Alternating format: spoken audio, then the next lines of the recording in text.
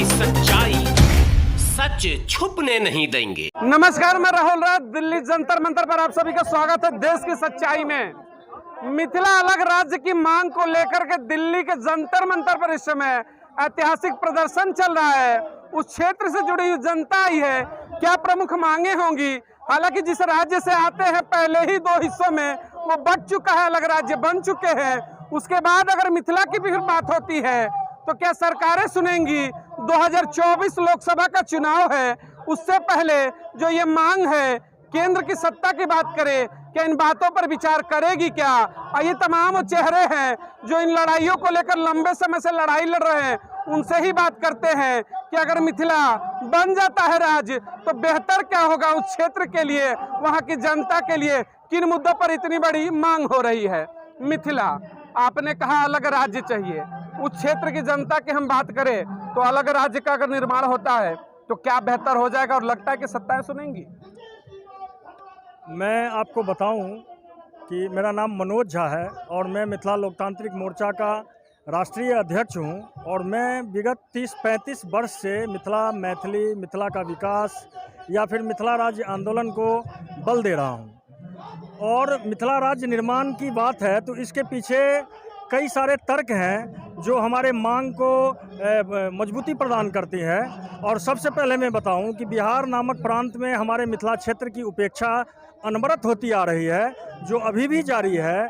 आपको मैं बताऊं कि मिथिला हमारा पौराणिक क्षेत्र रहा है, जिसका संबंध देश के सनातनी धर्म ग्रंथों में है, जिसका उल्लेख हमारे सभी वेद, पुराण और जितने भी सनातनी पुस्तकें हैं सब में मिथिला का नाम स्वर्णिम रूप से दर्ज है, स्वर्णाक्षरों में दर्ज है।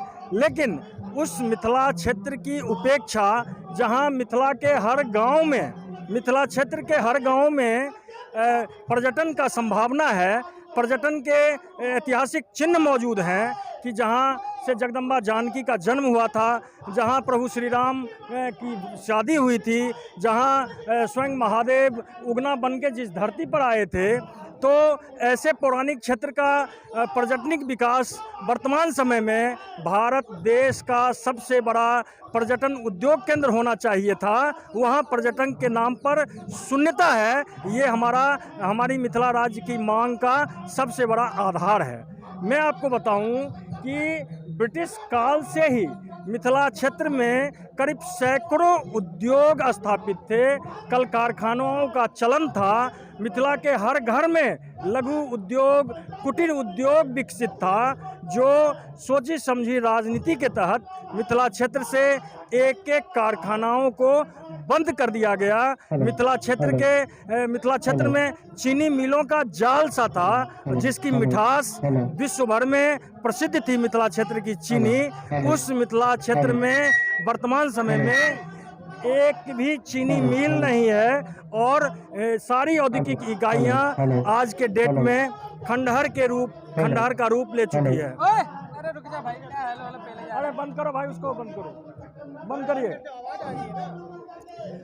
ये हमारा सबसे बड़ा आधार है मिथिला राज्य निर्माण के। आपने तमाम चीजों को बताया, अगर ऐतिहासिक और पौराणिक तमाम चीजों का आपने व्याख्या की और वहीं औद्योगिक क्षेत्रों की बात की।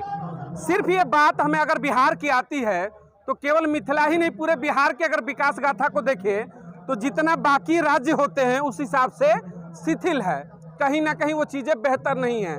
तो क्यों ना डेवलपमेंट की बात करके मिथिला राज्य की मांग, क्योंकि बिहार ऑलरेडी झारखंड उससे निकल चुका है, मिथिला भी अगर अलग हो जाता है तो क्या लगता है कि जब छोटे राज्य होंगे तो जो केंद्र की योजनाएं आती हैं वो जन जन तक बेहतर पहुंचेंगी। छोटे राज्य विकास का आधार बिंदु माना जाता है और ये स्वाभाविक है कि राज्य छोटा होगा तो विकास त्वरित गति से होगा।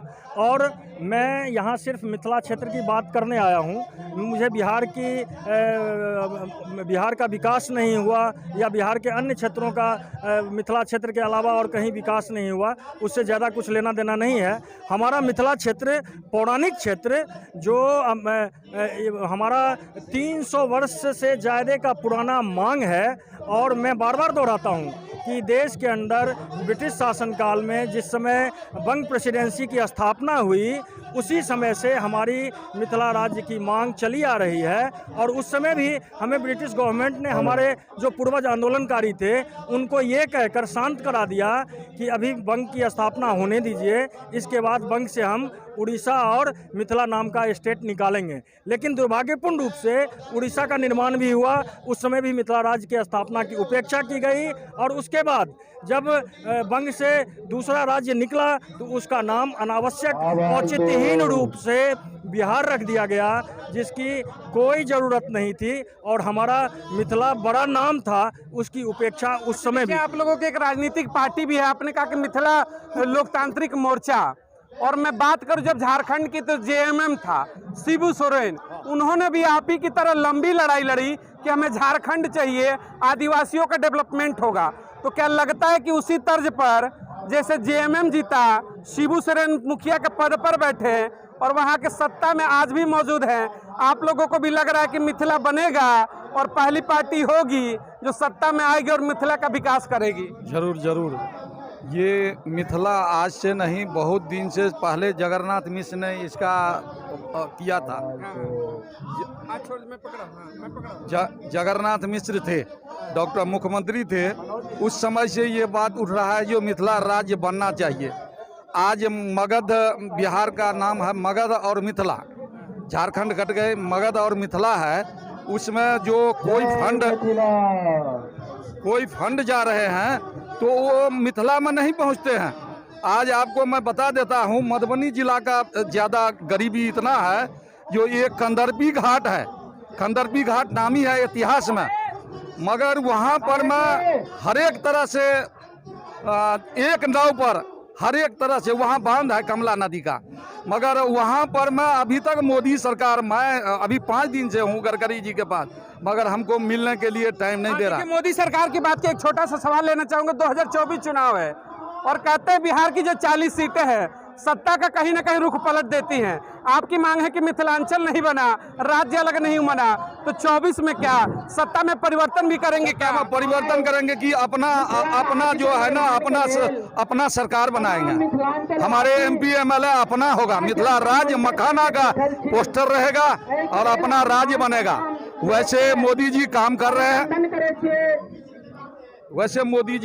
रहे हैं, मगर मगध से मिथिला में अगर विकास के लिए जा रहा है तो मगध में बांट लेते हैं, मगर मिथिला में नहीं जाते हैं। मधुबनी जिला तक जो बहुत, आप वहाँ के स्थिति देखिए, जो एक नाव पर मोटरसाइकिल भी जाते हैं, बैल भी जाते हैं, डेवलपमेंट नहीं हो। मैं आता हूँ, देखिए मिथिला की बात हो रही, 24 चुनाव भी है।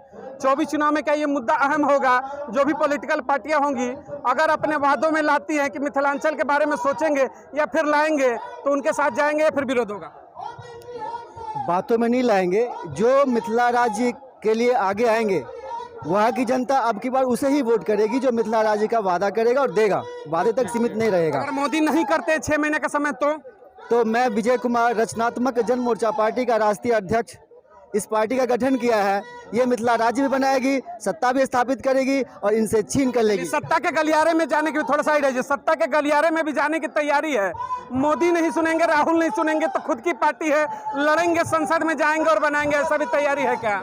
हाँ, एकदम तैयारी है। यदि वो लोग नहीं जाते हैं तब हम लोग अपना मुंह मोड़ लेंगे, और नहीं हम लोग को साथ देंगे तो हम लोग इनके लिए मर कर देंगे। मोदी के लिए क्या है, आप कोई चैलेंज दे रहे हैं? 6 महीने का समय है, या तो बनाओ फिर विरोध होगा। हम मोदी जी से ये आग्रह करने यहाँ स्पेशली आए हैं कि हम लोगों का प्राचीन मांग है, और इस मांग को हमारे जो साथी हैं वो तो कहते हैं कि दिसंबर तक हमारा मांग पूर्ण कर दीजिए, लेकिन हम उनको समय देते हैं कि अभी समय है और चुनाव पूर्व हमारी मांग पे विचार किया जाए और हमें अलग मिथिला राज्य का निर्माण संभव करके दिया जाए। अगर मांगे पूरी नहीं होती है, थोड़ा सा 5 मिनट बंद कर लेना यार, अगर मांगे पूरी नहीं होती, 24 चुनाव है, उस पर असर पड़ेगा क्या?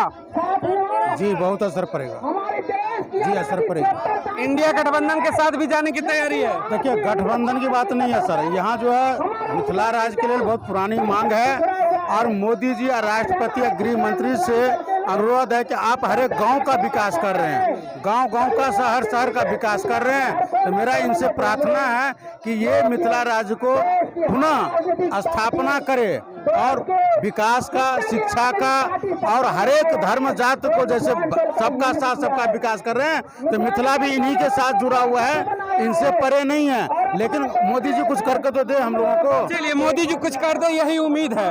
आइए इनके साथ कुछ यूथ भी उनसे पूछते हैं। देखिए, वर्तमान, थोड़ा साइड होइए, वर्तमान की सरकार कहती है कि जो राम को लाए हम उनको लाएंगे, इस तरीके के नारे चलते हैं।